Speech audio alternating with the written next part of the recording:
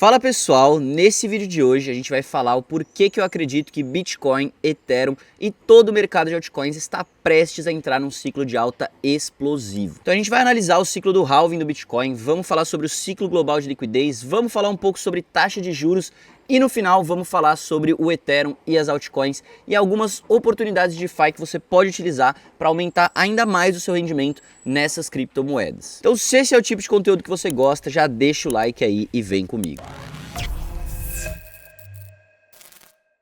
Então vamos lá pessoal, antes de eu começar aqui a nossa análise, eu quero que vocês deixem aí nos comentários o que vocês acharam do meu novo escritório. Eu não estava muito presente aqui no YouTube porque eu estava de mudança, eu estava trazendo minhas coisas aqui para Florianópolis. Porém, agora já estou bem estabelecido aqui, já estou na minha casa nova e eu prometo para vocês que a gente vai tentar trazer vídeos aqui todo santo dia, tá? Eu acredito que o mercado está prestes a explodir e eu vou tentar trazer o máximo de conteúdo aqui para vocês maximizarem os ganhos de vocês, tá? Então sem mais enrolação, vamos começar aqui, tá? Nesse gráfico que eu tenho aqui para vocês, o desempenho do Bitcoin em anos de halving, tá? Então 2012, 2016, 2020 e agora em 2024 a gente teve esse último halving, tá? Como vocês podem ver, o Bitcoin sempre tende a explodir e subir muito o seu preço após anos de halving. Porém, no momento de agora, a gente ainda não estourou novas máximas históricas e não tá nesse momento explosivo, né? Aí você vai me perguntar, pô, mas será que vai ser diferente? Eu vou mostrar pra vocês que não, que normalmente logo após o halving, né, a gente tem um período ali de 8% de tempo, né, de um halving para o outro, onde o Bitcoin costuma ficar em um período de acumulação mesmo. Então aqui nesses gráficos vocês podem ver, né, que lá no halving 1, 2 e 3, ele realmente ficou em um longo período de acumulação antes de realmente explodir, tá? Então agora a gente está nesse momento de acumulação, que é um momento normal que acontece após o halving, mas também, se for para a história se repetir, muito em breve a gente pode ter esse movimento explosivo de alta. Se a gente for olhar aqui no TradingView, que dá para ver de forma mais ampla aí, né, todos esses ciclos, vocês podem ver que os ciclos do Bitcoin eles costumam ser bem desenhadinhos, tá? Então a gente tem o halving, que geralmente leva um ano a um ano e meio de alta. Então 2012 a gente teve um ano, 2016 e 2020 a gente teve um ano e meio de alta, tá? Só de alta logo após o halving, e depois a gente tem um ano de queda. Isso daí foi perfeitamente desde o halving de 2012. Após um ano de queda, 2016 após um ano e meio de alta, um ano de queda, em 2020 após um ano e meio de alta, um ano de queda, e depois desse um ano de queda a gente costuma ter um ano também de acumulação, que rolou também lá em 2015, 2019 e 2023. Esse ano costuma ser o ano que antecede o próximo halving, antes da gente poder ter aí possivelmente, né, o nosso próximo um ano e meio de alta, tá? Então a expectativa, se a história for para se repetir, é alta pelo menos ali até metade de 2025 ou final do ano de 2025. Aí você vai me falar, porra, mas desempenho passado e esses halvings aí não são suficientes para garantir aí, né, que o Bitcoin vai repetir esse ciclo e vai continuar subindo, e realmente não são, e a gente vai começar a olhar aqui alguns dados agora macroeconômicos do que mais que gera, né, esse ciclo de alta acontecer a cada 4 anos. Não é só o halving do Bitcoin, são vários outros fatores que também fazem com que o Bitcoin e também mercados de risco, como a bolsa e o ouro, subam normalmente a cada 4 anos. A gente costuma ter esses ciclos, que são ciclos aí gerados pela liquidez global, tá? Então esse gráfico aqui ele vai mostrar para vocês que a gente está rompendo novas máximas históricas da liquidez global. Isso aqui é o quanto de dinheiro que os principais bancos centrais estão emitindo no mundo e a gente está neste exato momento fazendo novas máximas, tá? Então aqui à direita do gráfico você consegue ver o nome dos principais bancos, que eles estão somando aí, né, a grana para saber quanto dinheiro tem distribuído na economia, e hoje estamos aproximadamente aí da casa de 100 trilhões de dólares. E agora eu vou mostrar para vocês a correlação que a gente tem desse suprimento de dinheiro na economia com desempenho de mercados de risco. Então esse outro gráfico aqui, pessoal, ele vai mostrar para vocês que normalmente esses ciclos globais de liquidez, né, injeção de dinheiro na economia, costuma acontecer a cada 4 anos, tá? Então como eu mostrei para vocês agora, a gente está no momento fazendo novas máximas dessa liquidez global aqui em 2024, né? Esse gráfico está apenas começando a subir na emissão de liquidez. Se você puxar 4 anos para trás, lá em 2020, junto com o nosso último halving, a gente também teve emissões monstruosas de dinheiro na economia. Muito também por causa da pandemia, do vírus, do Covid, teve muito estímulo aí, muito dinheiro sendo injetado na economia. Mas se você puxar mais para trás, você vai ver que isso também aconteceu nos últimos 4 anos, tá? Então, em 2016, a gente também teve novamente aí, né, estímulos e dinheiro sendo injetado na economia. Igualmente em 2012, tá? Então aqui, ó, 2012 vocês podem ver também muito dinheiro sendo injetado na economia. E lá em 2008, né, que foi o ano da crise lá, onde o Bitcoin foi lançado, no meio da crise imobiliária dos Estados Unidos, a gente também teve uma injeção muito forte de dinheiro na economia. Normalmente, essa injeção de dinheiro ela vai durar por aproximadamente 2 anos, onde depois a gente vai começar a ver um enxugar aí dessa liquidez, né? Como vocês podem ver, depois de 2008 até 2010. E agora, pessoal, quero fazer uma comparação aí com vocês, o que acontece com mercados de risco e ativos escassos quando a gente está entrando nesses ciclos globais de liquidez que costumam durar aproximadamente 4 anos, tá? Isso aqui não é certo, porém, como vocês viram, desde 2008 a gente tem certinho, a cada 4 anos, essas injeções de dinheiro na economia. Então aqui, ó, o primeiro que eu tenho para comparar para vocês é o S&P 500, que é o índice ali da Bolsa Americana, as 500 maiores empresas da Bolsa Americana, e vocês podem ver que eles têm uma correlação muito forte, o gráfico da injeção de dinheiro, injeção de liquidez com o ciclo de alta e queda do mercado de ações. Outro que eu quero trazer para vocês é o ouro, tá? Então o ouro aqui, ó, vocês podem ver nessa época de queda, estava tendo um enxugamento da liquidez global, na época que estava aumentando, o ouro também vinha num período de alta, e vocês podem ver que se alinham perfeitamente aqui topos e fundos, liquidez com ativos voláteis. Não só a Nasdaq e o ouro, como também o Bitcoin, vocês podem ver, ó, topos históricos do Bitcoin casam perfeitamente com topos históricos da liquidez global, que faz total sentido, né? Quanto mais dinheiro você tem na economia, menos esse dinheiro é valioso, né? O dinheiro fiat se desvaloriza cada vez mais, isso é o que a gente chama de inflação, e ativos que são escassos, né, tendem a se valorizar mais. Por quê? Porque tem muito mais dinheiro para comprar eles, logo eles se tornam mais valiosos, você vai precisar de mais dinheiro para comprar eles. Outro gráfico que eu quero trazer aqui para vocês, pessoal, é uma comparação do Dixie com o Bitcoin. O Dixie, para quem não sabe, ele mede a força do dólar comparado em relação a moedas estrangeiras, tá? E o que é interessante vocês verem aqui nessa análise é que ele está comparando que sempre que o dólar está perdendo muita força em relação a moedas estrangeiras, costuma ser os momentos de maior alta no Bitcoin na sua história, tá? Então aqui vocês podem ver que lá no ano de 2017, quando o dólar perdeu essa zona importante de suporte ali da sua força de compra, né, começou a cair muito o gráfico do Dixie, a gente teve a alta mais explosiva ali, né, do Bitcoin, e ele fez uma nova máxima histórica. Conforme ele foi recuperando seu poder de compra, o Bitcoin também foi caindo ali e se desvalorizando. Novamente, em 2020 e 2021, a gente teve esse movimento do dólar perdendo muito forte o seu poder de compra e casou perfeitamente ali com as novas máximas históricas do Bitcoin, tá? E conforme o dólar foi recuperando seu poder, o Bitcoin também foi caindo, certo? E agora, nesse momento, a gente está aí novamente em um momento onde o dólar está quase perdendo um suporte muito importante do seu poder de compra e poderia indicar aí, né, sim, um novo momento aí de novas máximas, uma nova alta explosiva no Bitcoin, certo? Então, pessoal, vamos falar agora de cortes na taxa de juros. Nos últimos dias, o presidente do Banco Central dos Estados Unidos, Jerome Powell, discursou em Jackson Hole e falou lá nesse discurso que ele estava fazendo que finalmente chegou a hora de ajustar a política monetária, ou seja, começar a cortar a taxa de juros, tá? A gente estava esperando esse corte há muito tempo, mas essa confirmação aí, né, ela se deu após serem revisados os números de novos empregos gerados na economia americana, tá? Então foram revisados os dados de empregos e aparentemente a gente tem quase 1 milhão a menos de empregos que foram gerados na economia americana do que era o esperado. Visto isso, a economia está muito mais fraca do que o Fed antecipava e eles vão tomar uma atitude aí, né, começar a cortar a taxa de juros para estimular a economia e possivelmente aí, né, melhorar o mercado de empregos. E também já estava mais do que na hora aí deles começarem a fazer esses cortes. A inflação já está muito próxima da meta deles ali de 2%, tá? Ela está 2,9% agora, se eu não me engano, e foi um pouco do que o Jerome Powell falou, né? E finalmente vão começar esses cortes, tá? Então aqui a gente tem aí a expectativa do pessoal, né? Muita gente, 63% acreditando em um corte na taxa de juros e muita gente aí também, né, 36% acreditando em 2 cortes na taxa de juros. Independente se vai ser 1 ou vai ser 2, o que vocês precisam saber é que esse movimento de corte na taxa de juros costuma aí também estimular mercados de alta a se desenvolverem, tá? Mas independente se for um corte ou se for 2 cortes, o que vocês precisam saber é que o início dos cortes nas taxas de juros são muito positivos para o mercado de risco e tendem a incentivar a economia, certo? Taxa de juros é o quanto você vai pagar para pegar dinheiro emprestado e conforme eles vão reduzindo esse valor, você incentiva mais as pessoas a pegarem esse dinheiro emprestado para empreender, para colocar em mercado de ações, para colocar nos mercados de risco, como o Bitcoin, você incentiva as pessoas aí, né, a tomar dinheiro emprestado e a gastar esse dinheiro, tá? E também fica menos atrativo para o investidor comprar títulos de dívida do governo. Por exemplo, se eu quisesse comprar títulos com uma taxa de juros a 5,5%, eu acho interessante ganhar 5% ao ano. Conforme eles forem reduzindo essa taxa, ela cair para 1%, 2%, 3%, fica menos interessante, eu vou conseguir um retorno menor no meu investimento, né? E talvez eu queira preferir aí, né, investir no mercado de ações ou então em algum outro mercado de risco que pode me trazer um retorno mais interessante. Então beleza, pessoal, tendo tudo isso em mente, né, a gente tem o halving do Bitcoin, que costuma ser um belo do indicativo para o início de um novo ciclo de alta. A gente tem a liquidez global estourando novas máximas históricas, que como vocês viram, costuma incentivar mercado de risco, e a gente tem um movimento aí de início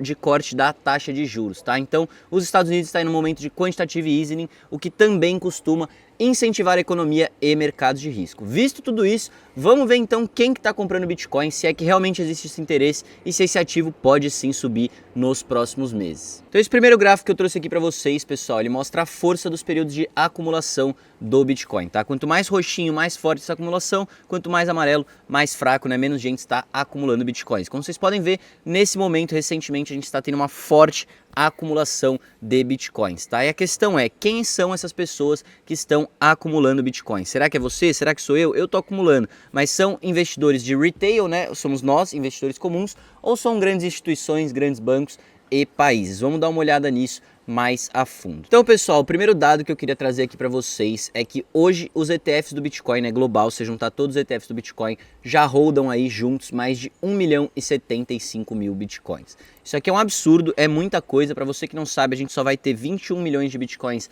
emitidos até o fim dos tempos e aproximadamente 10% de todo o supply de Bitcoin já está nos ETFs, tá? E aí eu te pergunto, quem que são essas pessoas que compram ETFs? Não são investidores comuns, na sua maioria, são instituições, são bancos, são empresas e não vai ser aquele investidor comum, tá? Então isso aqui significa que tem muito dinheiro institucional entrando no Bitcoin. Outra notícia muito interessante para mostrar aqui para vocês é que 60% dos maiores hedge funds já confirmaram aí ter exposição no Bitcoin, tá? Então, como vocês podem ver, né, não só os ETFs, como 60% dos hedge funds confirmaram ter exposição no Bitcoin. Além disso, a gente tem aí grandes bancos e bancos centrais também comprando Bitcoin. Então, nessa notícia aqui, vocês podem ver que o Goldman Sachs, um dos maiores bancos do mundo aí, comprou no último quarto aproximadamente 418 milhões de dólares em Bitcoin. Outro grande banco que a gente tem aqui também comprando Bitcoin é o Morgan Stanley, que comprou aproximadamente aí 187 milhões de dólares em Bitcoin, e também não só bancos privados, como você tem bancos centrais comprando exposição em Bitcoin. Então o Banco da Suíça e o Banco da Noruega recentemente compraram aí, né, várias ações da MicroStrategy, que é uma forma indireta aí de você se expor ao Bitcoin, tá? De tanto o Bitcoin que a MicroStrategy comprou, você comprar ações deles é uma forma de você se expor ao Bitcoin. Então a gente já tem aí bancos centrais também comprando Bitcoin. Temos também fundos de pensão. A gente tem recentemente essa notícia aqui que o fundo de pensão de Wisconsin estava comprando também ações aí, né, do ETF do Bitcoin. E por último, a gente tem também a discussão aí, né, política nos Estados Unidos rolando de possivelmente colocar o Bitcoin como uma reserva estratégica aí para ajudar a pagar a dívida nacional americana. Então aqui a gente tem essa senadora aqui, Cynthia Lummis, mas a gente também tem o candidato à presidência Donald Trump, né? E vocês têm visto que isso daí está sendo uma discussão muito forte lá nos Estados Unidos. Então, pessoal, em relação ao Bitcoin, questões macroeconômicas, era isso que eu tinha para passar para vocês, tá? A gente tem a questão do halving, que historicamente a gente tem esses ciclos monstruosos de alta. A gente tem a questão do corte da taxa de juros, tá? Então, Jerome Powell finalmente vai começar um período de quantitative easing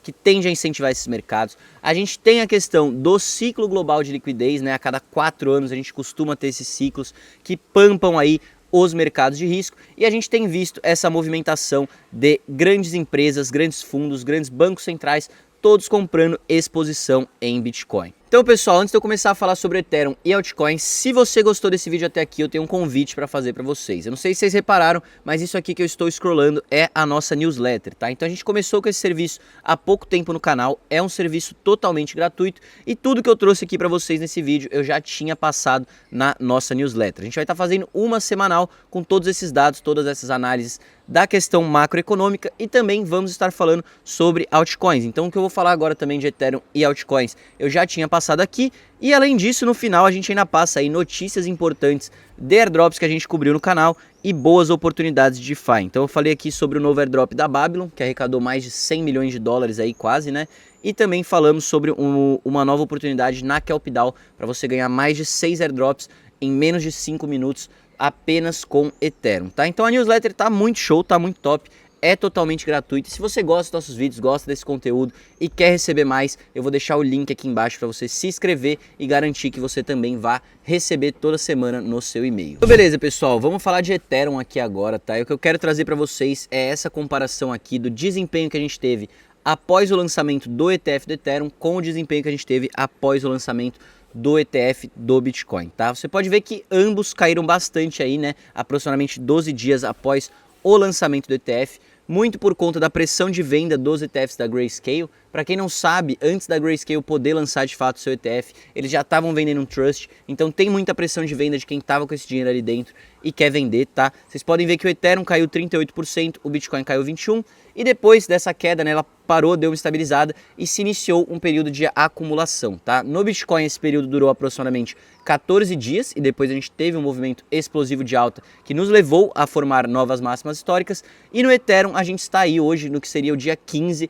desse período de acumulação e ainda não começou esse movimento explosivo. Então, se for para repetir o fractal do ETF do Bitcoin, talvez a gente possa ter um movimento muito explosivo de alta em breve para o Ethereum. Então, pessoal, com isso que eu mostrei para vocês do ETF, eu acho que o Ethereum pode estar se encaminhando para um movimento muito explosivo de alta, não só por causa dessa questão do ETF, tá? Mas o Ethereum é a maior blockchain de DeFi que a gente tem nos dias de hoje, tem quase 100 bilhões de dólares presos lá dentro. Cada vez tem novas Layer 2 surgindo, nova tecnologia sendo construída no Ethereum. Os fundamentos estão mais fortes do que nunca, porém o desinteresse no Ethereum também está mais forte do que nunca. E eu acho que são nesses momentos onde a galera não está interessada, não está olhando para o ativo, que você tem que prestar atenção, tá? Eu quis trazer esse gráfico aqui também para vocês, desse post do DeFi Villain, onde eu achei muito interessante que ele ressalta o seguinte: ainda nesse ano, lá em fevereiro, a gente teve uma alta tão explosiva no Ethereum que ele saltou de 2.200 dólares até 4.000 dólares em menos de 6 semanas, tá? Então, em questão de um mês e meio, ele quase dobrou o seu valor aí, e eu acho que a gente pode estar chegando próximo desse momento. Desde então, o Ethereum só caiu, só destruiu, não está tendo muita atenção, porém é nessas horas que é interessante você se posicionar nesses ativos pensando lá na frente, tá? Você não vai querer ficar saltando ali em todo ativo que já subiu muito, que você vai acabar sempre perdendo as grandes oportunidades. Então veja onde estão os fundamentos e vá atrás daquilo que ainda tem potencial grande de subida. Então era isso sobre o Ethereum, tá, pessoal? Eu acho que ele vai explodir muito em breve e agora eu quero trazer para vocês o gráfico do Total 3. Total 3, para quem não sabe, ele é a capitalização total do mercado de criptomoedas, excluindo o Bitcoin e o Ethereum. Então ele é como se fosse um índice aí de todas as altcoins que a gente tem, tá? E aqui nesse gráfico vocês podem ver que a gente também está formando um fractal muito parecido com o que a gente teve lá no último ciclo de 2020, 2021, tá? Vocês podem ver ali, né, 2018 a gente teve a primeira grande corrida das altcoins, teve um grande período de correção ali, né, quando o mercado destruiu, ficou acumulando por um bom tempo. Quando rompeu essa zona aqui, ó, que era uma zona de resistência, a gente fez um reteste nela e ali, né, no final de 2020, começo de 2021, a gente começou um movimento explosivo no mercado de altcoins, tá? As altcoins subiram aí mais de 700, 800%. Desde então, também tivemos uma correção monstruosa no mercado, ficamos acumulando aqui por um longo período, rompemos essa zona de resistência e recentemente a gente acabou de retestar essa zona, tá? E se for para a gente repetir o fractal que aconteceu lá atrás, né, 2020 sendo o ano do halving, que nem agora em 2024, possivelmente agora, próximo do fim do ano, a gente poderia estar iniciando um novo movimento de alta e fazendo novas máximas históricas para o mercado de altcoins também. Então, pessoal, trazer esse gráfico aqui para vocês também, que ele é o caminho para a alt season, né? Esse momento onde as altcoins finalmente começam a explodir. Normalmente, a gente tem primeiro o Bitcoin criando novas máximas históricas, né? E o primeiro momento é todo dele. Depois, a gente tem o momento do Ethereum, onde o Ethereum vai começar a performar melhor que o Bitcoin. Até o momento a gente não viu essa melhor performance do Ethereum, né? Até agora foi só o Bitcoin e algumas altcoins selecionadas. E depois que a gente tem esse forte momento do Ethereum, que a gente começa a ter aí, né, esse momento onde a maioria das altcoins vão começar a performar melhor que o Bitcoin, tá? Então até o momento a gente viu algumas que performaram muito bem, por exemplo a Solana, a Tom, mas a grande maioria ainda não performou melhor que o Bitcoin. O próprio Ethereum não performou melhor que o Bitcoin. Eu acho que muito em breve a gente vai ter Bitcoin estourando novas máximas históricas e aí depois vem o Ethereum fazendo novas máximas históricas e vocês viram como é rápido quando ele começa a subir em menos de 6 meses. Foi de 2.200 dólares para mais de 4.000 e depois a gente vai ter aquele momento onde todas as altcoins começam a subir de forma insana, tá? Então beleza, pessoal, dito tudo isso, para encerrar esse vídeo eu vou trazer aqui duas boas oportunidades de DeFi aqui para vocês pegarem o seu Ethereum, pegarem suas altcoins e aumentarem ainda mais os lucros que vocês têm com essas criptomoedas. Então a primeira oportunidade aqui é o Airdrop Game Vault, que foi lançado recentemente pela Kelp DAO, tá? Isso aqui é muito simples para você participar, você só vai precisar de uma carteira do Ethereum, tá? Uma carteira EVM, você pode usar a REB ou a MetaMask, vai mandar os seus Ethereums para lá, vai vir aqui nesse link e vai depositar o seu Ethereum aqui. Feito isso, você vai estar participando de 6 dos principais airdrops desse ano. Então, Eigenlayer, Scroll, Linea, Karak, Kelp DAO e InfraPartner, que eu acho que vão ser aí possíveis parceiros. Esse daqui eu não conheço, mas esses outros 5 são projetos monstruosos aí, ótimos alvos de airdrop, tá? A Linea arrecadou mais de 700 milhões de dólares, a Scroll arrecadou quase 100 milhões de dólares, a Karak arrecadou próximo de 50 milhões de dólares e todos esses aqui eu acho que são alvos muito bons, além de você ganhar um rendimento aí de próximo de 3% ao ano. Então aquela foi a primeira oportunidade de DeFi que eu tinha para trazer para vocês, e a segunda são as piscinas de liquidez, tá? Então, por exemplo, aqui eu tenho uma piscina de Pendle com Ethereum, são 2 ativos que eu gosto, que eu tenho na minha carteira, e eu estou coletando taxas aqui todos os dias por fornecer essa liquidez, tá? Então essa aqui é uma pool que eu montei sábado agora, lá na call que a gente fez dentro da nossa turma fechada, eu coloquei aí aproximadamente 150 dólares, em menos de 2 dias eu já coletei aí aproximadamente